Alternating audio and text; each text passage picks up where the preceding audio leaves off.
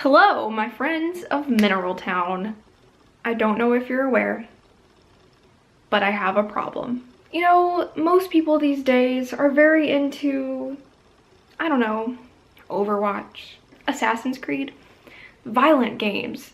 Games with girls who have tiggle bitties and wear skin-tight costumes and, you know, sling guns around. That's not my thing. My thing is growing fields and fields of turnips and giving a fish every day to the bachelor I'm going to marry in hopes that he will accept my proposal. And he better, or I'll kill him. So after searching the internet for just a little bit, I discovered that I'm not the only one, surprisingly, who just can't get enough of virtual farming. And I'm not talking about Farmville. Farmville is garbage, okay? In all seriousness, if you have never played any of the games in the Harvest Moon series, I'm going to go ahead and tell you right now, you are missing out, my friend. Harvest Moon is such a relaxing, fun, and honestly addictive game. I don't know how else to put it. It just sucks you in and you can't get out, and you don't want to get out. Harvest Moon is a series of games. Essentially, the premise of every game is that you're the new person in town who is given a farm. Your job is to bring prosperity back to the town by shipping out lots of crops and animal products and anything and everything. Although I haven't tried throwing my pet dog in there, so maybe not everything, but almost everything. You can sell weeds.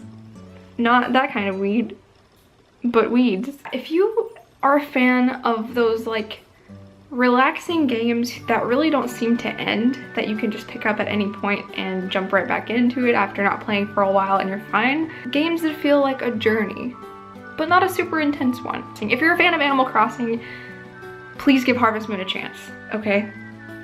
This is coming from the bottom of my farmer heart. So, without further ado, I'm going to rank my top 5 Harvest Moon games. Let's go. Coming in at number 5 is Sunshine Islands. Now, this is a game for the Nintendo DS. It's the first Harvest Moon game that I ever played on my DS, and it holds a special place in my heart for that reason, because prior to that, I had only played Harvest Moon on the GameCube and the PS2. So this was awesome. I could carry my farm wherever I went. As far as gameplay goes, I actually did not finish Sunshine Island. I didn't get super far. I got right up to the point where I was about to marry my bachelor, and it just wasn't working fast enough for me, so I kind of gave up and I haven't touched it since. Don't hate me. So I can't form a super strong opinion about Sunshine Islands, but the other 4 games I'm going to talk about are games that I could talk about for ages. So Sunshine Island is definitely the last one on the list, but still a good game nonetheless. I had a lot of fun playing it. So number 4 is Story of Seasons. Now, Story of Seasons is still part of the Harvest Moon universe, but it is not given a name. Like, most of these games are like Harvest Moon, Sunshine Islands, Harvest Moon, Magical Melody, Harvest Moon, A Wonderful Life. This is a game all on its own, but it's still made by the creators of Harvest Moon. I will include it for that purpose. Story of Seasons is a 3DS game and just opened up an entire new world of Harvest Moon gameplay, in my opinion. You could customize your character like to the ends of the earth, and it was amazing because for the most part in Harvest Moon games, you're kind of just stuck with your character the way that they look and you can't really change much. Story of Seasons, you could change everything from your eye color, your skin color, your hairstyle. Story of Seasons also kind of introduced a new system of selling things. So you could go to your town square and there would be like vendors from different towns that would bring special items, and you could sell things to them, and the more money that you made from selling to them, the more vendors would come to your town with like even more like rare and interesting items and things like that. So I thought that was a really cool way to switch things up. The dating system in this game was really good. I went with, I'm forgetting his name. Hold on, Perfume Boy. I have a type in these games. Klaus. I was on the track to marry Klaus, but unfortunately, I lost my game. I don't know what happened to it. The cartridge just went missing, but right now I am playing the game I have in my number 3 spot, and that is Rune Factory 4. Now, if you're not aware, Rune Factory 4 is again made by the people who make Harvest Moon, but not necessarily a Harvest Moon game. Essentially, it's Harvest Moon plus monsters are also involved. And some fighting goes on and things like that. But you still have a farm, you still date people, there's still festivals, you got chickens and whatnot. Yeah, so like, in my opinion, Rune Factory is one of the coolest subsets of Harvest Moon. Now, I played Rune Factory, the first one, the very first Rune Factory, when I was in high school, and I was not a fan, actually. It just felt way too different for me, and I was just like a Harvest Moon purist, and I was like, this is stupid. I don't want to bring a monster back to my farm. Just give me a cow, damn it. I'm good with the cow. Characters in this game are incredible. They grow so much with you throughout the game. The storyline is awesome. I haven't really gotten bored with it once. It just takes a while to like level up your weapons and your magic and stuff like that, so it's taking me a while to get through the main plot line, but I'm having so much fun. Also, let's talk about the bachelors in this game for a second. I'm playing as a female character, and I can't decide who to marry. Everyone says Dillis is like the obvious choice, because all of his little cutscenes are like really cute. He like doesn't want to admit that he likes you and doesn't want you to see him being all soft and sweet, but he really is, and yada yada yada. And I know like people are super into that type of character, and I'm not gonna lie, I really like Dillis. I do, and I've gone a couple days with him, but my first love in this game is Arthur.